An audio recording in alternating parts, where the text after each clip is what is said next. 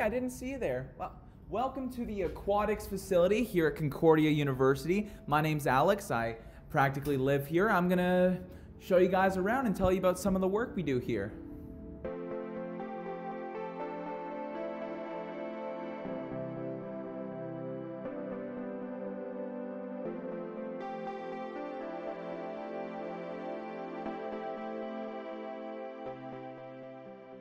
I'm here in the tropical fish breeding room where we keep all our breeding stock and our experimental fish for various experiments. The main species we work with here are convict cichlids and guppies, and we use them for all manner of behavioral experiments.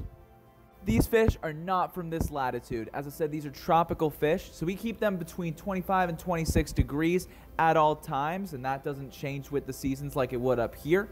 These fish are relatively easy to keep and breed in captivity, and that makes them ideal model species for us to do experiments without having to go into the wild and potentially harm wild populations. Hey, so we're here with Sophia from the Dylan Fraser Lab, and Sophia, can you tell us what species we're working with in this room? We're working with brook trout. Now, obviously, we got kind of a different setup from our tropical fish back there that I'm more familiar with, so can you tell me, like, what temperature are we keeping these guys at?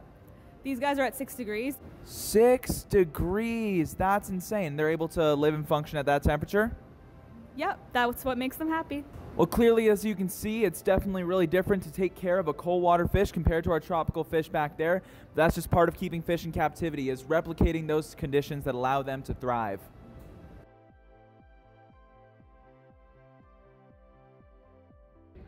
Well, obviously there's a lot of field experiments that we do as well, but to keep fish in captivity, it does a few things for us. For one, we're able to control the environment and control a lot of variables we couldn't necessarily mess with in the wild.